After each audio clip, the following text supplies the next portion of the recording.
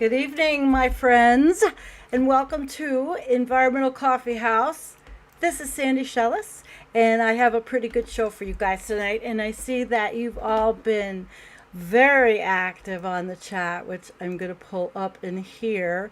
I was looking at it on my phone, and yeah, you've been very active. Hi. Let me say hi. Hello, Kim. Thank you. Kim is the mod extraordinaire.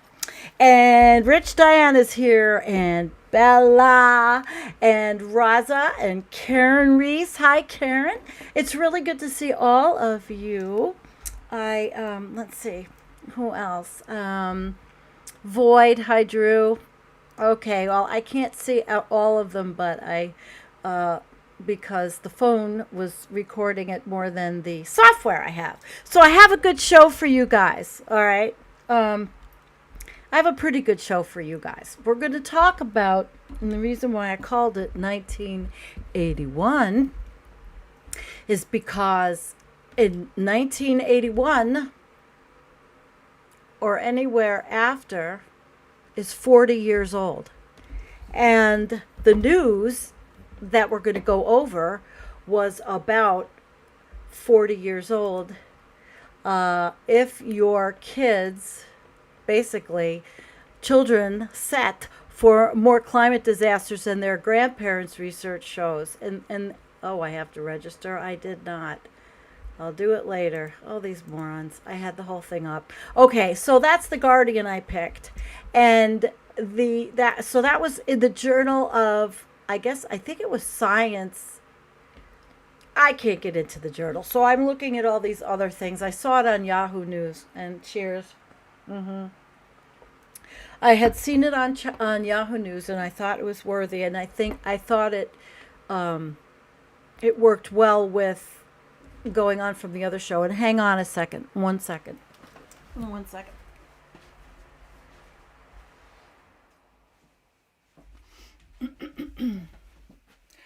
All right, my friends, I had to turn the fan off.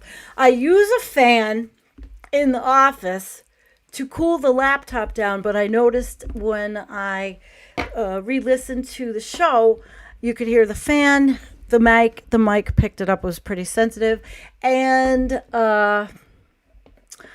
I can't get rid of the chat pop, so it's kind of annoying, the replay. But hi, Steve Wolfbrandt. Hi, Katie. Oh, this is great. Awesome, awesome, awesome. All right, so uh, let's get started. I'm going to show you something that I thought was kind of interesting. So we're going to look at 1981. So get ready. Think about where you were in 1981. Where were you? Did you know anything about climate change? What were you thinking? 1981. Ooh, I can tell you where I was.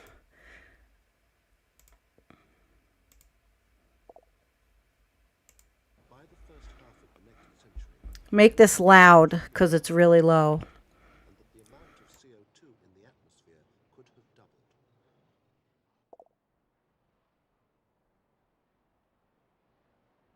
A slower release of CO2 into the atmosphere might not have mattered.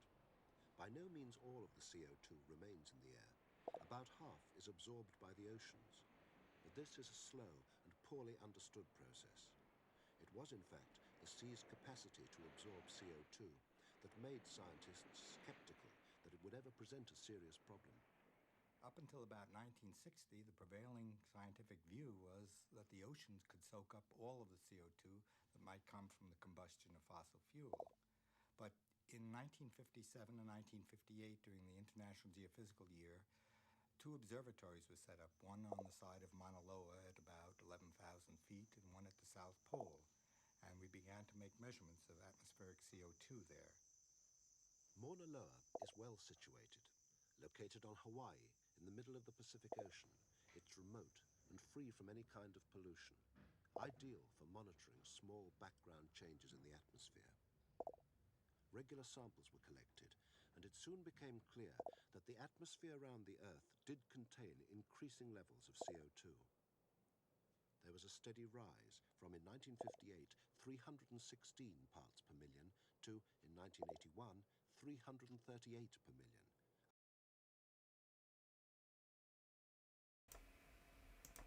I'll tell you what, I really don't like when YouTube does that, when they get ready and they screw up the whole end of a video. You know, they screw it all up and put the big box on. And so that's annoying. And usually what I do is I download these videos and I make my own montage, but I didn't have time for that. So I am using YouTube. Okay. So there was a lot of stuff. Interesting stuff. 1981. The premise. Anybody that was born in 1981, 40 years old or younger, is really going to have kind of a more hellish existence than what's happening now. Floods and fires and droughts and the potential for more toxic waste, more population. And it's daunting. And I am going to read that article. I'm definitely going to read it.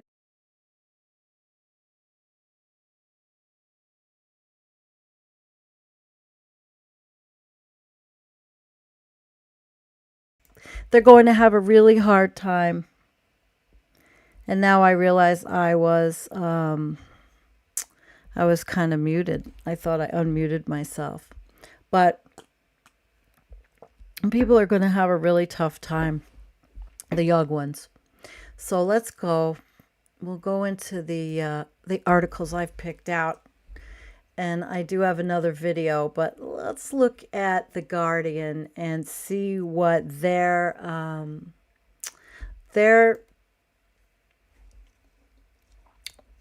interpretation. Okay? And hi, Torstein. I got your Twitter pulled up, Torstein. We're going to look at that. Let's look at their interpretation of this. And all of you that have kids, as I said, you know, the last show I did, I talked about this, and now the research comes out that it really is going to suck. Anybody 40 or younger and all these babies that are being born, it's going to suck for them. And I don't think there's any unless we. Of course, that's what all the media says. So let's take a look at this. And I'm going to read some of it. I don't know if anybody has read this one, but if you have, just go along with me. All right. So people today, they're going to suffer a lot. Let me just fix something first of all. Okay. I get myself in here so that, hell, it's not that boring. People born today will suffer many times more extreme heat waves and other climate disasters over their lifetimes than their grandparents. The new research has shown the study is the first to assess the contrasting experience of climate extremes by different age groups and starkly highlights the intergenerational injustice posed by the climate crisis. The analysis showed that a child born in 2020 will endure an average of 30 extreme heat waves. Think about that. 30 extreme heat waves in their lifetime, even if countries fulfill their current pledges to cut future carbon emissions. That's 7 times more heat waves than someone born in 1960. And I used 1981. Yeah, I sure did. However, today's babies will also grow up to experience twice as many droughts and wildfires and 3 times more river floods and crop failures than someone who is 60 years old today. And I know the average age on our channel is not super young. No, we're all up there somewhat, and we tend to stick together. Those of us that are of a certain age group, we know that, right? We definitely know that. Um, so, rapidly cutting global emissions to keep global heating to the 1.5C, it would almost half the heat waves today's children will experience, while keeping under 2C would reduce the number by a quarter. But a vital task of the UN's COP26 climate summit in Glasgow in November is to deliver pledges of bigger emissions cuts from the most polluting countries, and climate justice will be an important element of these negotiations. Sigh. A vital task. Our results highlight a severe threat, a very severe threat to the safety of young generations, and call for drastic emission reductions to safeguard their future, said Professor William Theory. He is from Brussels in Belgium, and he led the research. He said people under 40 today were set to live unprecedented lives, i.e., suffering heat waves, droughts, floods, and crop failures that would have been virtually impossible without global heating. Okay, so right there is where we are. And that's what those of us with children and grandchildren are feeling shitty about. Okay, mine was 1988. Where was my head? Was it up my ass? No, we weren't hearing the things that I have found, like this. And we will get this playing. 1 second, guys. Turn it up because they're low.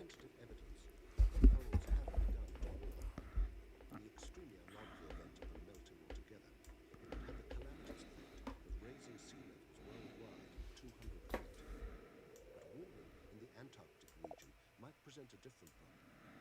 The Ross ice shelf, extending some 250,000 square miles, is inherently unstable. And what's interesting about that is it ends in shelves. These are kilometer-thick floating blocks of ice, but they're pinned, they're stuck on islands. And these shelves are buttressing, literally like a buttress in an old medieval building. They're buttressing the ice that's on land, holding it back. And if the climate warms up a few degrees, there are a number of glaciologists who believe these shelves will break up. And while that wouldn't be beneficial, there might be a surge of land. They are. Glaciologists disagree whether this melting is likely in decades or centuries. However, a rise of up to 20 feet would make the new Thames barrier, designed to meet surge tides of 11 feet, redundant. More than 2 million people would be at risk. 500,000 homes, factories, and shops permanently underwater. The Isle of Dogs and Candy Island would disappear. So the underground. Turn it way up. I couldn't do anything.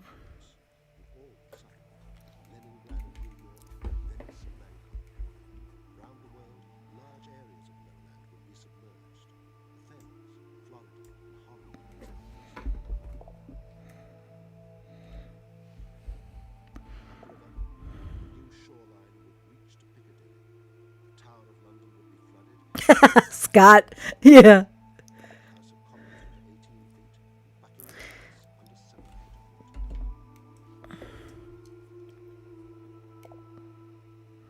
Such a rise in sea levels would be disastrous. But changes in the climate caused by global warming might be overwhelming. Okay. So here we are. I'm not muted. All right. So basically, it was really low because that particular channel, which is called Thames TV, And they haven't had a video out since 2017, but it had asked if you were going to use their material, for licensing, all this horseshit. Well, they've been gone for a while, but I found this stuff and it was just too low and I could not adjust it and I didn't download it. So I am sorry, guys. I am sorry. But you see, in 1981, we were being told these things, but it wasn't like, okay, this is definitively going to happen. We have to change now. Although there were probably many scientists that knew that. Okay, there were. And I have, we'll go through the article a little bit more because it's a good one. I would really, really love to have access to that journal.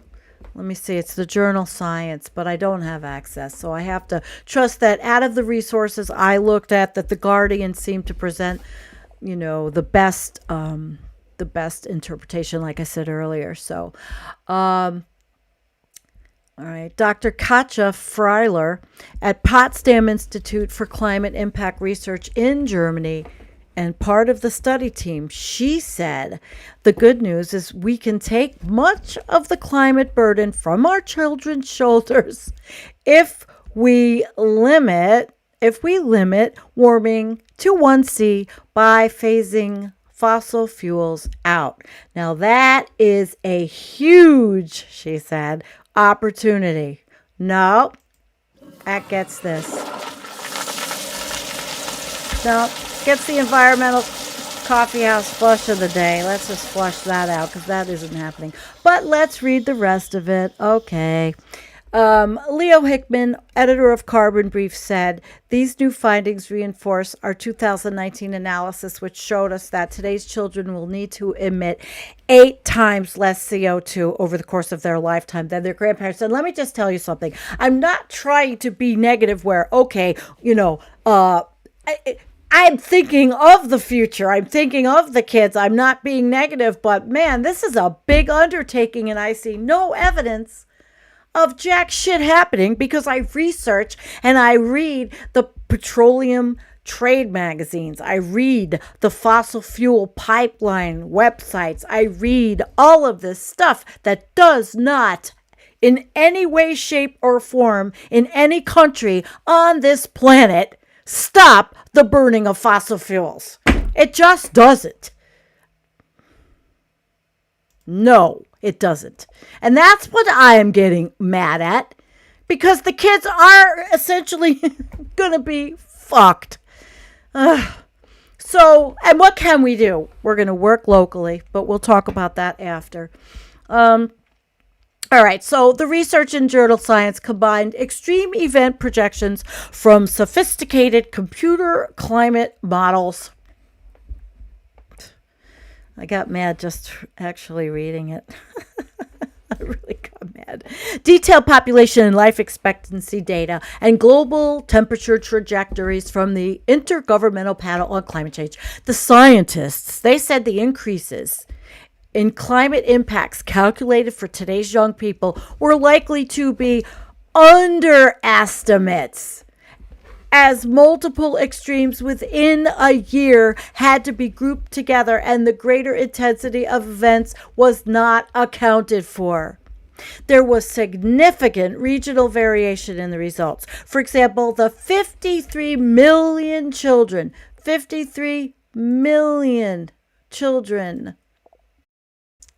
born in Europe and Central Asia between 2016 and 2020 will experience about 4 times more extreme events in their lifetimes under current emissions pledges. But the 172 million children of the same age in sub-Saharan Africa face 5.7 times more extreme events.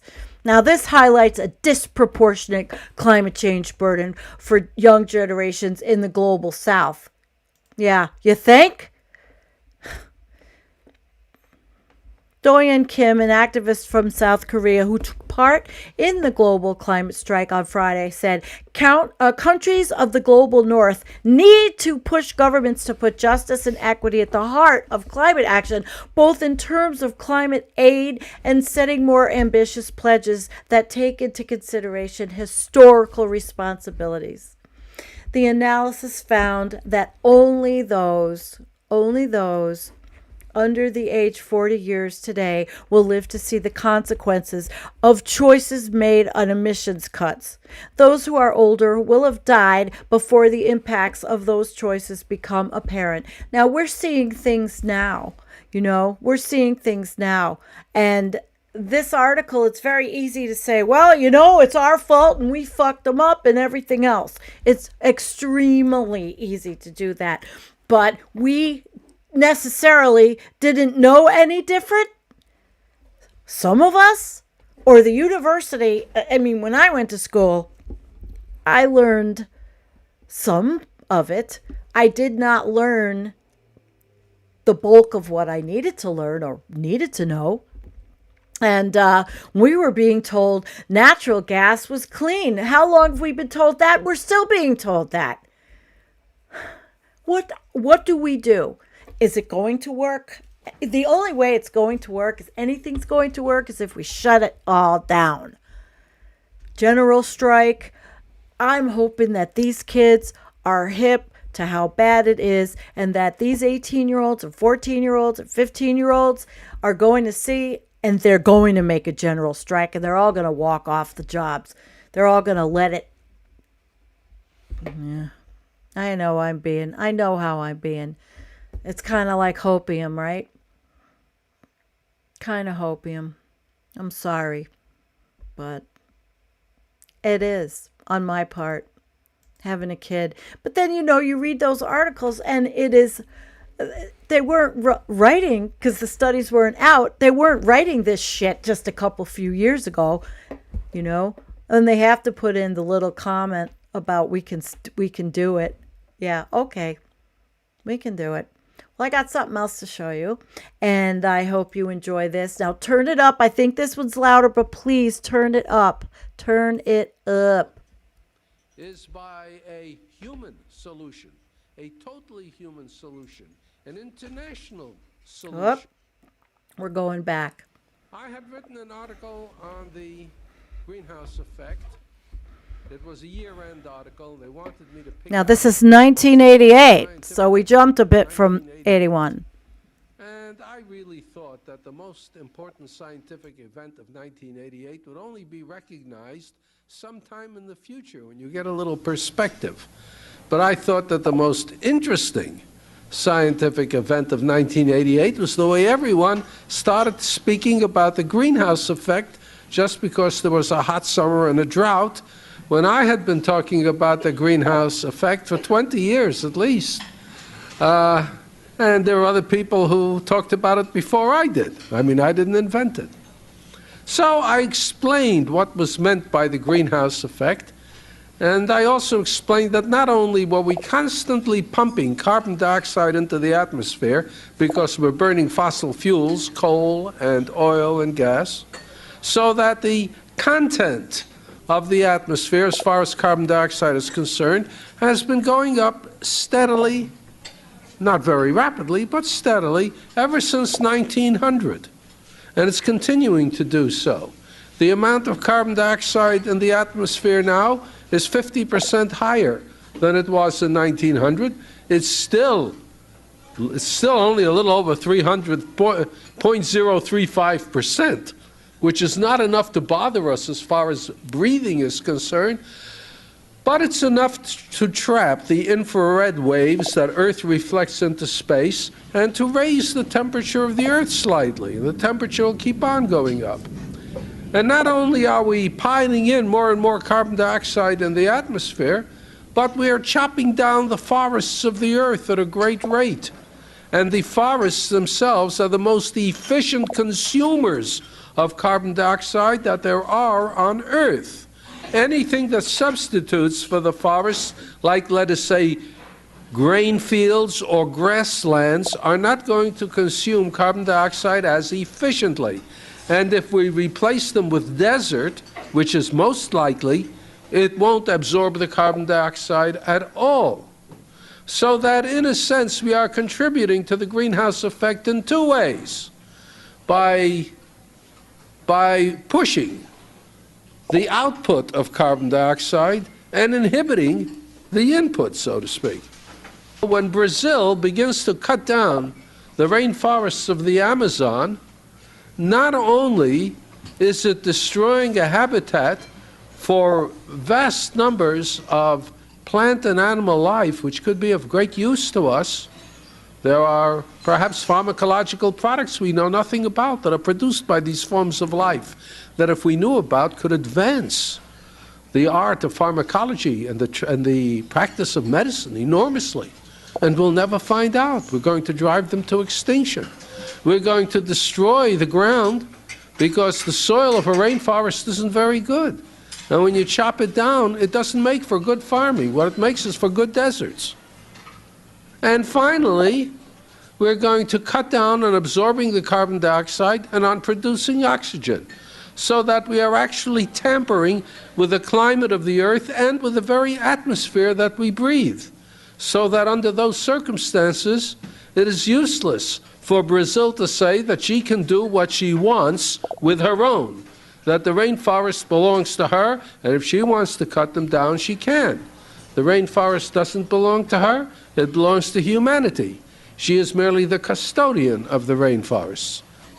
That gets to the nub of the whole point, that we are facing problems that transcend nations. That when we talk about the greenhouse effect, we're talking about something that affects not just the United States, not just Brazil. That affects the entire earth for the worse. If the population goes up to the point where we destroy the resources of the earth, it doesn't matter which nation is most populous, we all get it in the neck.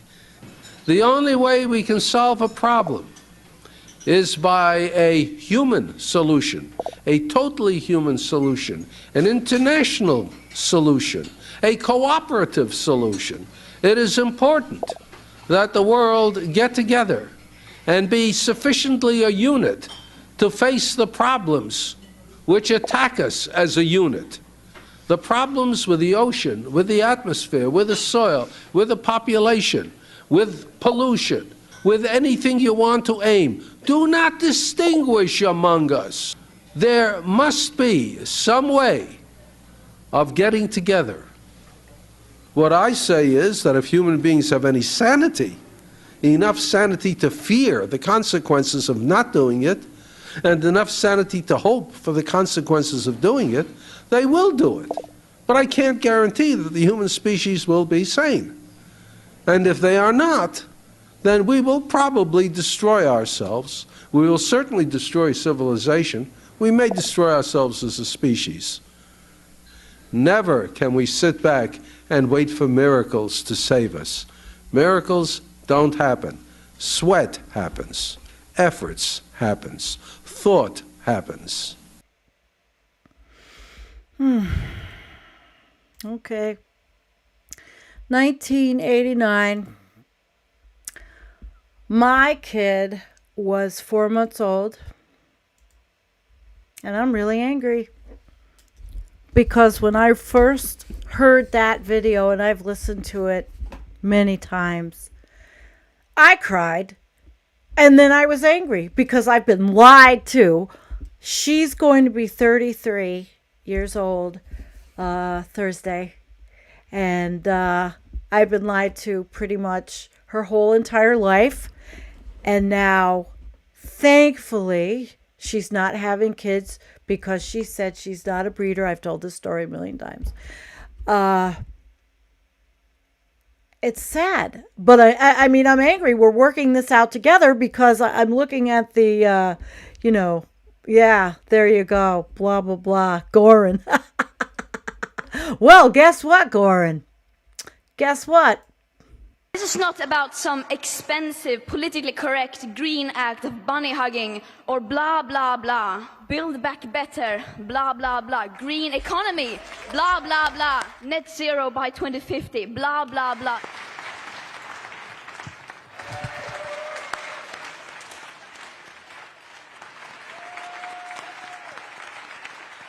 Net zero by 2050, blah, blah, blah. Net zero, blah, blah, blah. Climate neutral, blah, blah, blah. This is all we hear from our so-called leaders. Words. Words that sound great, but so far has led to no action. Our hopes and dreams drown in their empty words and promises. Of course, we need constructive dialogue, but they've now had 30 years of blah, blah, blah, and where has that led us? But, of course, we can still turn this around. It is entirely possible. It will take drastic annual emission cuts, unlike anything the world has ever seen. And as we don't have the technological solutions that alone can deliver anything close to that, that means we will have to change. We can no longer let the people in power decide what is politically possible or not. We can no longer let the people in power decide what hope is. Hope is not passive. Hope is not blah, blah, blah. Hope is telling the truth. Hope is taking action. And hope always comes from the people.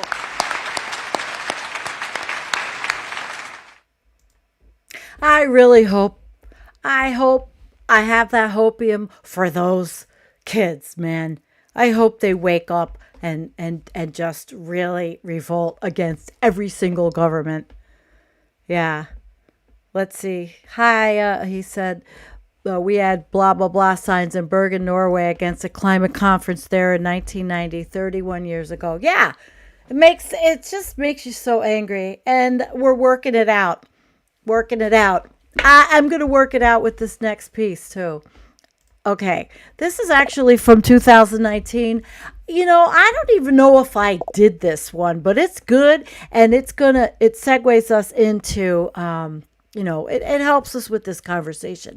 And it was called What If We Stop Pretending? And it was by Jonathan Franzen, who's a really good author in The New Yorker. The climate apocalypse is coming. To prepare for it, we need to admit that we can't prevent it. There is infinite hope, Kafka tells us, only not for us. This is a fittingly mystical epigram from a writer whose characters strive for ostensibly reachable goals and tragically or amusingly never manage to get any closer to them. But it seems to me, in our rapidly darkening world, that the converse of Kafka's quip is equally true. There is no hope except for us. I'm talking, of course, about climate change. The struggle to rein in global carbon emissions and keep the planet from melting down has the feel of Kafka's fiction. The goal has been clear for 30 years, and despite earnest efforts, we've made essentially no progress towards reaching it. Now, remember, this article was right before the pandemic. So it's still clean of all that bullshit that we've gone through from the pandemic, all right? So he says, today, the scientific evidence verges on irrefutable. If you're younger than 60, you have a good chance of witnessing the radical destabilization of life on Earth. Massive crop failures, apocalyptic fires, imploding economies, epic flooding, hundreds of millions of refugees fleeing regions made uninhabitable by extreme heat or permanent drought. If you're under 30, you're all but guaranteed to witness it. But if you care about the planet and the people and animals who live on it, there are two ways to think about this. too. You could keep on hoping that catastrophe is preventable and feel ever more frustrated or enraged by the world's inaction. Or you could accept that disaster is coming and begin to rethink what it means to have hope. Even at this late date, expressions of unrealistic hope continue to abound. Hardly a day seems to pass without my reading that it's time to roll up our sleeves and save the planet, that the problem of climate change can be solved if we summon, right? If we summon the collective will. Although this message was probably still true in 1988, 1988, when the science became fully clear. We've emitted as much atmospheric carbon in the past 30 years as we did in the previous 2 centuries of industrialization. The facts have changed, but somehow that message stays the same. Just the same. Psychologically, this denial makes sense. Despite the outrageous fact that I'll soon be dead forever, I live in the present, not the future, given a choice between an alarming abstraction, which is death, and this is before COVID, and the reassuring evidence of my senses. Breakfast! My mind prefers to focus on the latter. The planet, too, is still marvelously intact, still basically normal. Seasons changing, another election year coming, new comedies on Netflix, and its impending collapse is even harder to wrap my mind around than death. Other kinds of apocalypse, whether religious or thermonuclear or asteroidal, at least have the binary neatness of dying. One moment the world is there, the next moment it's gone forever. Climate apocalypse, by contrast, it's messy. It will take the form of increasingly severe crises, compounding chaotically until civilization begins to fray. Things will get very bad, but maybe not too soon. Maybe not for everyone. Maybe not for me. Some of the denial, however, is more willful. The evil of the Republican Party's position on climate science is well known, but denial is entrenched in progressive politics too, or at least in its rhetoric. The Green New Deal, the blueprint for some of the most substantial proposals put forth on the issue, is still framed as our last chance to avert catastrophe and save the planet by way of gargantuan renewable energy projects. Many of the groups that support these proposals deploy the language of stopping climate change or imply that there's still time to prevent it. Unlike the political right, the left prides itself on listening to climate scientists who do indeed allow that catastrophe is theoretically avertible. But not everyone seems to be listening carefully. The stress falls on the word theoretically. Our atmosphere and oceans can absorb only so much heat before climate change, intensified by various feedback loops, spins completely out of control. Some scientists and policymakers fear that we're in danger of passing this point of no return if the global mean temperature rises by more than 2 degrees Celsius, maybe more, but also maybe less. The IPCC tells us that to limit the rise to less than 2 degrees, we need only to reverse the trend of the past 3 decades. We need to approach zero net emissions globally in the next 3 decades. Well, this is, to say the least, a tall order. It assumes that you trust the IPCC's calculations. New research described last month in Scientific American demonstrates that climate scientists, far from exaggerating the threat of climate change, have underestimated its pace and severity. To project the rise in the global mean temperature, scientists rely on complicated atmospheric modeling. They take a host of variables and they run them through supercomputers to generate, say, 10,000 different simulations for the coming century in order to make a best prediction of the rise in temperature. So when a scientist predicts a rise of 2 degrees Celsius, she's naming a number at which she's very confident the rise will be at least 2 degrees. Hey, that rise, that might even be far higher. As a non-scientist, he says, I do my own kind of modeling. I run various future scenarios and, through my brain, and I apply the constraints of human psychology and political reality, take note of the relentless rise in global energy consumption. Thus far, the carbon savings provided by renewable energy have been more than offset by consumer demand. 2019, guys. Doesn't seem that long ago.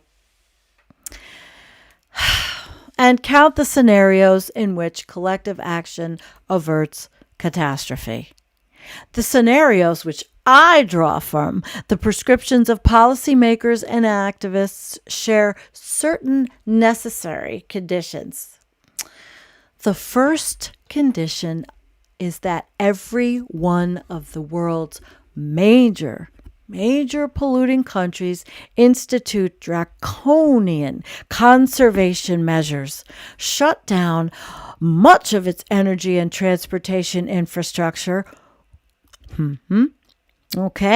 and completely retool its economy. According to a recent paper in Nature, the carbon emissions from existing global infrastructure, if operated through its normal lifetime, will exceed our entire emissions allowance. Entire, he says.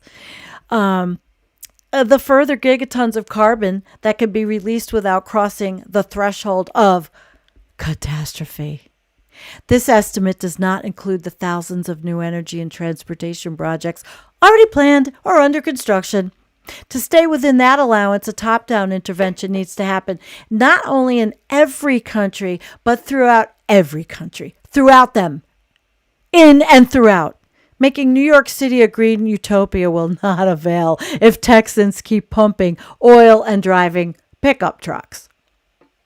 So the actions taken by these countries must also be the right ones. Vast sums of government money must be spent without wasting it and without lining the wrong pockets. Here it's useful to recall the Kafkaesque joke of the European Union's biofuel mandate, which served to accelerate the deforestation of Indonesia for palm oil plantations, and the American subsidy of ethanol fuel, which turned out to benefit no one but corn farmers. So finally, overwhelming numbers of human beings, including millions of government-hating Americans, need to accept high taxes and severe curtailment of their familiar lifestyles without revolting. They must accept the reality of climate change and have faith in the extreme measures taken to combat it. They can't dismiss news they dislike as fake. They have to set aside nationalism and class and racial resentments. They have to make sacrifices for distant threatened nations and distant future generations. They have to be permanently terrified by hotter summers and more frequent natural disasters rather than just getting used to them. Every day, instead of thinking about breakfast, they have to think about death. Call me a pessimist or call me a humanist, but I don't see human nature fundamentally changing anytime soon. I can run 10,000 scenarios through my model, and in not one of them do I see the 2-degree target being met. Hang on. To judge from recent opinion polls, which show that a majority of Americans, many of them Republican, are pessimistic about the planet's future, and from success of a book like the David Wallace Wells harrowing it was, The Uninhabitable Earth, which was released this year, I'm not alone in having reached this conclusion.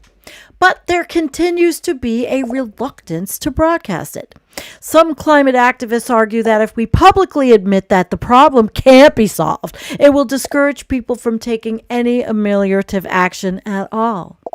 This seems to me not only a patronizing calculation, but an ineffectual one, given how little progress we have to show for it to date. To activists who make it remind me of the religious leaders who fear that without promise of eternal salvation, people won't bother to behave well. In my experience, non-believers are no less loving of their neighbors than believers. And so I wonder what might happen if instead of denying reality, we told ourselves the truth. First of all, even if we can no longer hope to be saved from 2 degrees of warming, there's still a strong practical and ethical case for reducing carbon emissions. In the long run, it probably makes no difference how badly we overshoot 2 degrees, because once the point of no return is passed, the world will become self-transforming. In the shorter term, however, half measures are better than no measures. Halfway cutting our emissions would make the immediate effects of warming somewhat less severe, and it would somehow postpone that point of no return. The most terrifying thing about climate change is the speed of which it's advancing, the almost monthly shattering of temperature records. If collective action resulted in just one fewer devastating hurricane, just a few extra years of relative stability, it would be a goal worth pursuing, would it not? In fact, it would be worth pursuing even if it had no effect at all. Isn't this what I say? I remember this article, but it's good. To fail to conserve a finite resource when conservation measures are available, to needlessly add carbon to the atmosphere when we know very well what carbon is doing to it, is simply wrong. Although the actions of one individual have zero effect on the climate, this doesn't mean they're meaningless. Each of us has an ethical choice to make. During the Protestant Reformation, when the end times were merely an idea, not the horribly concrete thing it is today, a key doctrinal question was whether you should perform good works because it will get you into heaven, or whether you should perform them simply because they are good. Because while heaven is a question mark, you know that this would be better if everyone performed them. I can respect the planet and care about the people with whom I share it without believing that it will save me. More than that, a false hope of salvation can be actively harmful. If you persist in believing that catastrophe can be averted, you commit yourself to tackling a problem so immense that it needs to be everyone's overriding priority forever. One result, weirdly, is a kind of complacency. By voting for green candidates, riding a bicycle to work, avoiding air travel, you might feel that you've done everything you can for the only thing worth doing. Whereas if you accept the reality that the planet will soon overheat to the point of threatening civilization, there's a whole lot more you should be doing. Our resources are not infinite. Even if we invest much of them in the longest shot, gamble? Reducing carbon emissions in the hope that it will save us? It's unwise to invest all of them. Every $1 billion spent on high-speed trains, which may or may not be suitable for North America, is $1 billion not banked for disaster preparedness, reparations to inundated countries, or future humanitarian relief. Every renewable energy mega project that destroys a living ecosystem, the green energy development now occurring in Kenya's national parks, the giant hydroelectric projects in Brazil, the construction of solar farms in open spaces rather than in settled areas, it erodes the resilience of a natural world already fighting for its life. Soil and water depletion, overuse of pesticides, the devastation of the world's fisheries. Collective will is needed for these problems too. And unlike the problem of carbon, they're within our power to solve. As a bonus, many low-tech conservation actions, restoring forests, preserving grasslands, eating less meat, can reduce our carbon footprint as effectively as massive industrial changes. An all-out war on climate change made sense only as long as it was winnable. Once you accept that we've lost it, other kinds of actions take on greater meaning. Preparing for fires and floods and refugees is a directly pertinent example. But the impending catastrophe heightens the urgency of almost any world-improving action. In times of increasing chaos, people seek protection in tribalism and armed force rather than the rule of law, and our best defense against this time of dystopia is to maintain functioning democracies, functioning legal systems, functioning communities. All right, lots changed in 2 years. In this respect, any movement towards a more just and civil society can now be considered a meaningful climate action. Securing fair elections is a climate action. Combating extreme wealth inequality is a climate action. Shutting down the hate machines on social media, it is a climate action. Instituting humane immigration policy, advocating for racial and gender equality, promoting respect for laws and their enforcement, supporting a free and independent press, ridding the country of assault weapons. These are all meaningful climate actions. To survive rising temperatures, every system, whether of the natural world or the human world, will need to be strong and healthy as we can make it. And then there's the matter of hope. If your hope for the future depends on a wildly optimistic scenario, what are you going to do 10 years from now when the scenario becomes unworkable, even in theory? Give up on the planet entirely? To borrow from the advice of financial planners, I might suggest a more balanced portfolio of hopes, some of them longer term, most of them shorter. It's fine to struggle against the constraints of human nature, hoping to mitigate the worst of what's to come, but it's just as important to fight smaller, more local battles that you have some realistic hope of winning. Keep doing the right thing for the planet, yeah. But also keep trying to save what you love, specifically a community, an institution, a wild place, a species that's in trouble, and take heart in your small successes. Any good thing you do now is arguably a hedge against the hotter future. But the really meaningful thing is that it's good today. As long as you have something to love, you have something to hope for. In Santa Cruz, where I live, there's an organization called the Homeless Garden Project. On a small working farm at the west end of town, it offers employment, training, support, and a sense of community to its members of the city's homeless population.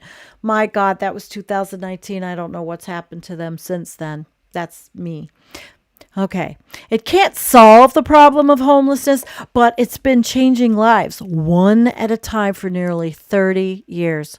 Supporting itself in part by selling organic produce, it contributes more broadly to a revolution in how we think about people in need, the land we depend on, the natural world around us.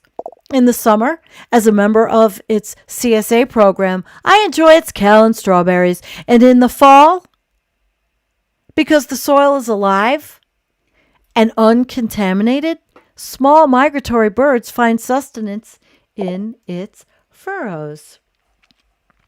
So there may be come a time sooner than any of us like to think when the systems of industrial agriculture and global trade break down and homeless people outnumber people with homes.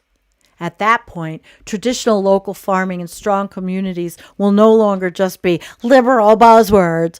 Kindness to neighbors and respect for the land, nurturing healthy soil, wisely managing water, caring for pollinators, it'll be essential in a crisis in whatever society survives it. A project like the Homeless Garden offers me hope that for the future, while undoubtedly worse than the present, might also in some ways be better. So most of all, though, it gives me hope for today, just today. And I think that was a great article. I really do. Because it gives you that feeling that, you can't look the long term, but you can do for today, where you live, disaster preparedness. Exactly what he said is exactly how I feel. Now, of course, it's 2021. And there's been a pandemic since then, right? And there's even more division, even though Donald Trump in the United States lost the election. This country is corrupt, and this country is divided, and this country is ugly. I have no clue how long it's going to take for this collapse. But community is essential. I say it all the time, don't I? How you doing in the chat? I say it all the time. So listen, we've been almost an hour. I was going to segue. The article was long. I hope that you liked it. Jonathan Franzen, he's a great writer. He's really a great writer. There's 63 of you. So let's just all right, let me just segue before we go. Let's see what's going on over here. All right. I want to see the excitement for the day, and then I do have something to show you. Here's the excitement for the day. And that's the live. I'm sure all of you have looked at this. This has reached, the La Palma volcano has reached the water. And as Torstein had said to me earlier, Torstein Vidal, going south, lives in Greenland, that they were waiting for this to happen in Iceland. And let me see if I can directly quote him. Let's see. I'm going to try. Oh boy, there was a lot of stuff. Oh yeah, he said, Iceland says it's 811 years since a mainland Iceland eruption sent lava into the waves. 811 years. And now it's not days. Not days. So that's what's happening now. We've got this going in there. And fairly quickly, I don't want to make the show absurdly long. So I'm going to show you guys something that's I find interesting. Let me shut this so we don't keep hearing this. Something I find interesting, and that is the latest earthquakes. Just for, a little FYI, there's a lot of earthquakes on the planet. It was pretty interesting as I was looking for information for tonight's show. And look at them. Just look. So that's not the only one, but that's the famous one. That is the Gabby Petito of earthquakes and lava flows and volcanoes and all that. But there's a lot of earthquakes that go on. But really, we've definitely got our Gabby Petito here. And maybe I should put that name in the title of my show. Perhaps we'll get more views. Okay, so now I'm going to show you a little thing that, let me put my system audio up. This was, let me find him. I had it queued up, but it closed out. Going south, and I'll show you a little thing that, oh, what happened? Going south. Why can't I find it? Of course, when I want to find something, it's like gone. I put in going south, and that is the, okay, let's see. All right, here we go. This was tonight, La Palma lava hitting the ocean. Let's see if we can hear this. Make it louder. And let's see if it'll go first. I don't know if Torstein, you're still with us? You know, I have this like great internet.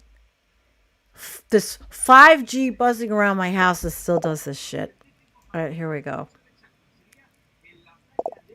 I can't hear it. Wow. I got it all the way up. I got it all the way up.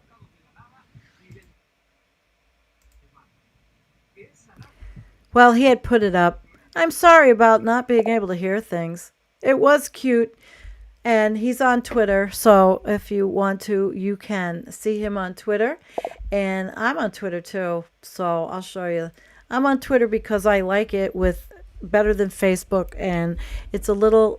I put up the show, and when it goes live on Twitter, it gives a notification that nobody sees or gives a shit about, really, basically. But I just thought I'd show you that, you know.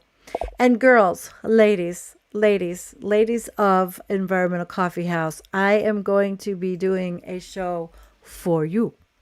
And it's going to be in a couple, maybe next week, okay?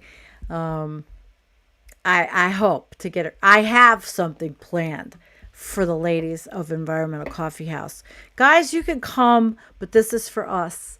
This is for the ladies, and I have another channel, but I don't know if I can live stream off the other channel. I don't think so. It was my foray into chronic pain, and I thought I could be an activist for people that hurt like me. But you can't do too many things, right? Oh, hi, Dan. How you doing? Sometimes I regret studying marine biology and environmental sciences. It can be a bit depressing knowing some of what's happening. Well, sure it can. That's why we have coping mechanisms. That's why we got to look and have copium. Copium is more productive for people like us than hopium. You know, it is. Okay, so... I have one more thing I want to share with you before I go. I hope you liked the show. I hope it was interesting and that you share my my train of thought. I wanted to just show this from the USGS. Of course, it's from Hawaii, but it discusses lava entering the ocean. And there are... you know, this is a really good page if you want to know what goes on, because the lava has hit the water, and it is, it says ocean entry hazards and sudden collapse of the lava, of a lava delta, and the adjacent sea cliff into the ocean, large explosions triggered by delta collapse, waves of scalding hot water from ocean swells and delta collapse, steam plumes that rain hydrochloric acid, and tiny volcanic gas particles downwind from the entry point. These people need to get the fuck out of there, is what I think. So that it goes and it talks about the deltas collapse without warning, explosions often triggered by a collapse, waves generated by a collapse heated to scalding temperature, ocean entry plume is acidic. So people living on the island really, now the last thing I had seen was they were told that they had to go indoors, but I don't know how indoors is going to help if these toxic...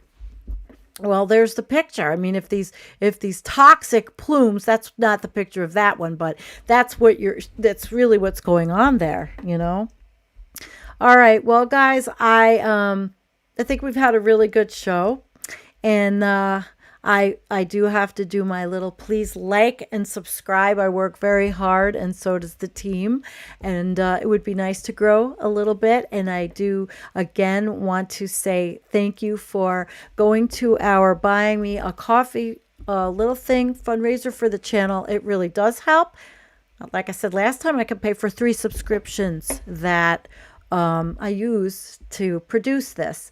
So thank you for buying me a coffee. And if you'd like to be nice enough, it's in the show notes. Thank you, Kim, for moderating, and anybody else that has been with us. Let's look at some comments before I go. Thank you, Scott, for being here, and John, and Robert Crane, and David Nostradamus, Rich Diana, and Anthony Davis. Hi, Drew, again. It's Dan and Torstein, thank you. And it would be good you go subscribe to his channel. And that's really about what I've got. Jeff Pearson's with us. Old Sage Joe. Yeah, well, most people won't believe there's a predicament until the grocery stores empty out at high prices, which my family has been talking about because on our little family chat thing we do. And my brother says he sees it coming. Pretty good. I listen to my brother. All right, guys. Thank you. I really enjoyed having you. Thank you, Karen, for being here. Yeah. Don't forget, this is going to be, just think of the word crone for the girls, okay? We're going to do that next week. It's girls' night. And if I can't do it on my other channel, we'll just do it on this channel. And what the hell, you know? All right, sweeties. I love you. Good night. Thank you for coming, and I hope you learned something.